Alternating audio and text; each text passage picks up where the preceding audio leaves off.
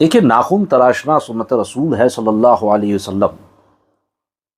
और नाखून तराशने के लिए यानी नाखून काटने के लिए कोई भी दीन मखसूस नहीं होता। देखिए, मैं आपको कह दूं कि ये नाखून के मसले के बाद भी मैं एक अहम मसला आपको बताने जा रहा हूं। आप भी गौर से सुनिएगा और जो वीडियो में देख रहे हैं उनसे भी मैं गुजारिश करूंगा कि वीडियो पूरा देख लीजिएगा। देखिए, नाखून जो है उसको तराशने की काटने की जो सुन्नत है, पहले तो ये मुलाहिजा फरमा लीजिए। सीधे हाथ से शुरू करना है, पहला अंगूठा छोड़ देना है। नाखून काटते वक्त पहला अंगूठा छोड़ देना है और शहादत की उंगली से शुरू करना है आखिरी उंगली तक, फिर उल्टे हाथ की आखिरी उंगली से शुरू करते हुए अंगूठे तक। अब आपके पास जो है वो सीधे हाथ का अंगूठा जो पहले छोड़ा था वो बच जाएगा। आखिरी में उसका नाखून तराशना है। अब नाखून तराशने के बाद देखिए, अमूमन हम लोग क्या करते हैं कि टॉयलेट बाथरूम वगैरह में नाखून को तराश लेते हैं, नाखून काट लेते हैं। ऐसा ना करें। नाखून को एक जगह पर कागज़ वगैरह कपड़े वगैरह में वो काट करके जमा कर लीजिए और उसकी पुड़िया बना करके या तो दफन कर दीजिए, और अगर कहीं दफनाने के लिए अभी आजकल तो खैर हर जगह आबादी हो गई है और लोगों की सोच में भी तब्दीली आ चुकी है कि ये क्या कर रहा है, फला बिन फला क्या कर रहा है यहाँ पर, नाखून या कोई ऐसी चीज़ क्यों दफना रहा है। तो ऐसे हालात में उसे कोई भी कोने में आप रख दीजिएगा, ये ज़्यादा बेहतर तरीका है।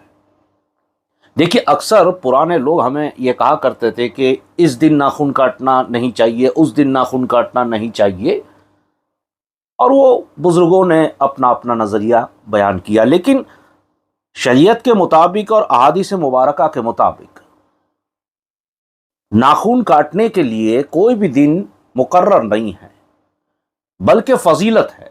देखिए, जुमा के दिन नाखून काटना, नबी करीम सल्लल्लाहु अलैहि वसल्लम ने फरमाया कि जिसने जुमा के दिन नाखून काटा वो गरीबी से दूर रहेगा, यानी उसे गरीबी नहीं आएगी।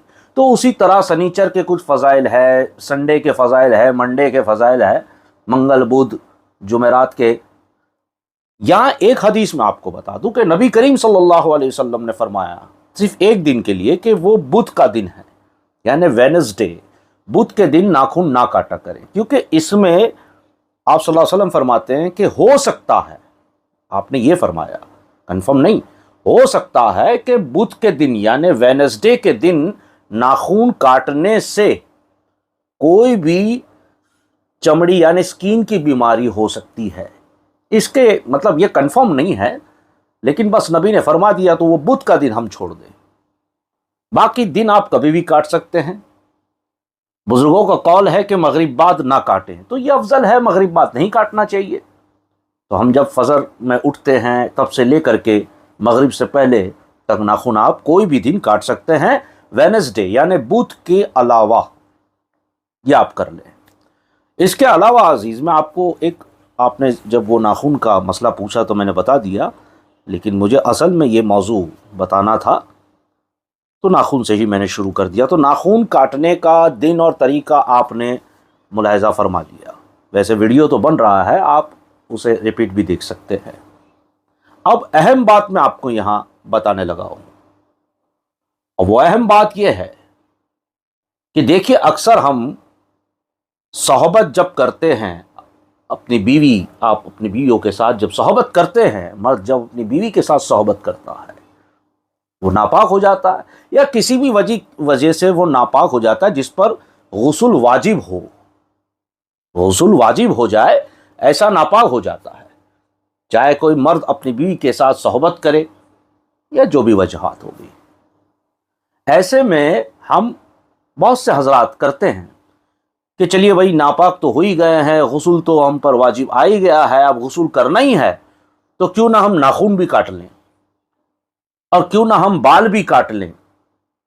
तो हम नाखून भी काट लेते हैं। उस वक्त बहुत से लोग करते होंगे, ऐसे करते हैं शायद, और उस वक्त हम बाल भी कटवा लेते हैं हजाम को बुला करके या वहां जा करके, और ये सोचते हैं कि एक साथ ही सब पड़ जाएगा, गुस्ल भी हो जाएगा।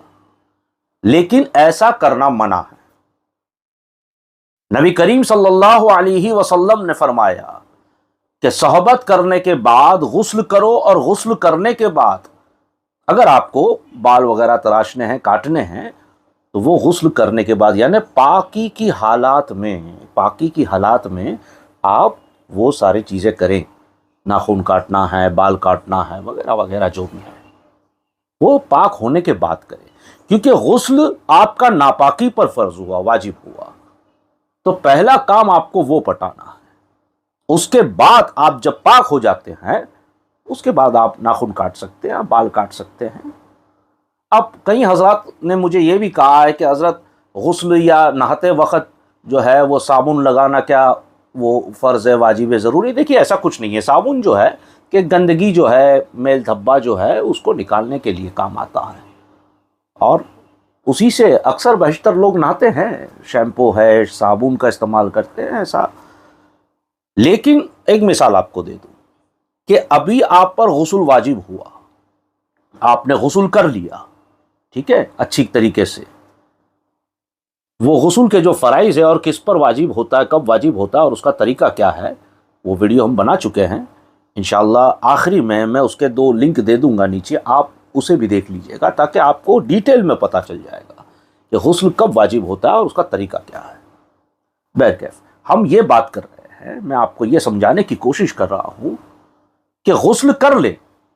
اب غسل ہو چکا، اب آپ شیمپو، صابن وغیرہ سے، کیونکہ اس میں پوری صفائی کے ساتھ نہانا، ایک بھی جسم کا بال، سارا جو اس کا جو پیچھے کا راز ہے غسل کا، وہ یہ ہے کہ جسم کا ایک بھی بال جو ہے یا ایک بھی جسم کا کوئی حصہ جو ہے وہ سوکھا نہ رہ جائے۔ بس یہاں سے آپ سمجھ لیجئے یہ غسل ہوتا ہے۔ اس کے 3 فرائض وغیرہ ہیں، وہ آپ ویڈیو میں دیکھ لیجئے گا۔ لیکن اس کا خلاصہ یہ ہے، اب آپ نے غسل کر لیا، اس کے بعد آپ ناخن تراشیں، بال کاٹیں۔ اب آپ کا یہ سوال آئے گا کہ بھئی اب اس کے بعد تو ہمیں واپس غسل، دیکھیے وہ غسل نہیں ہوتا، آپ تو غسل کر کے پاک ہو چکے ہیں۔ اب ناخن کاٹنا یا بال وغیرہ کاٹ کے اسی وقت یا 2-5 گھنٹے کے بعد یا رات کو یا جب بھی آپ کو وہ بال کاٹنے کی وجہ سے جو ہے وہ نہانا ہے، اس کو نہانا کہتے ہیں۔ نہانا اور غسل میں فرق ہے۔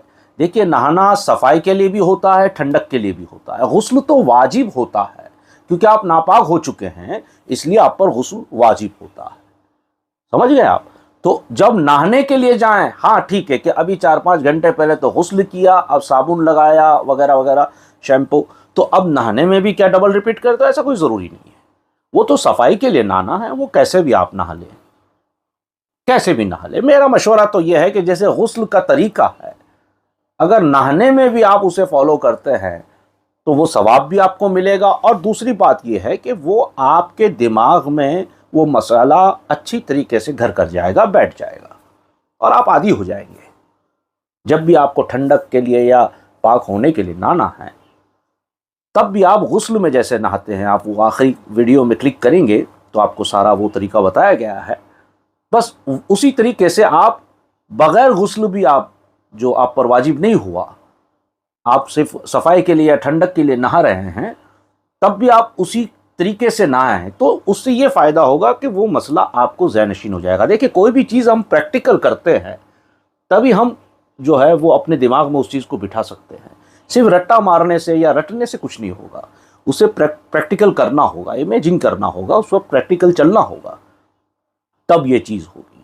بس 2 اہم مسئلے میں نے پہلے آپ کو ناخن تراشنے کا جو وقت، دن اور طریقہ بتا دیا، اور دوسرا یہ ہے کہ جب آپ پر غسل واجب ہوتا ہے تو ہم یہ سمجھتے ہیں کہ بال وغیرہ کاٹ لیں گے، ناخن تراش لیں گے، کاٹ لیں گے، اور اس کے بعد جو ہے ہم ایک ساتھ ہی غسل کر لیں گے۔ تو ایسا نہ کریں، کیونکہ اس وقت آپ ناپاک ہیں، اور ایسے حالات میں آپ بال کاٹتے ہیں یا ناخن تراشتے ہیں تو اس میں روزی میں برکت ختم ہو جاتی ہے، سکون ختم ہو جاتا ہے، راحت ختم ہو جاتی ہے، غریبی آتی ہے، بیماریاں آتی ہیں، پریشانیاں آتی ہیں، صرف ہماری اتنی سی کاہلی کی وجہ سے کہ یار اب دوبارہ کون نہائے گا۔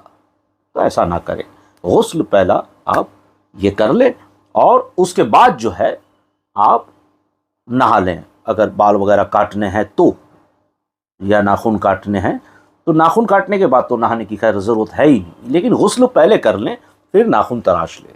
اور اگر بال کاٹنے ہیں اور آپ کو نہانا ضروری ہے، عموماً تو نہاتے ہی ہیں لوگ بال کاٹنے کے بعد، تو پھر آپ کو چاہیے کہ آپ جا کر کے نہا لیں انشاءاللہ۔ اللہ تبارک و تعالی ہم حق سننے اور ہمیں حق کہنے کی توفیق عطا فرمائے، اور جو مسئلہ ہم نے سنا اللہ تبارک و تعالی اس پر ہمیں عمل کرنے کی توفیق عطا فرمائے۔ السلام علیکم ورحمۃ اللہ وبرکاتہ۔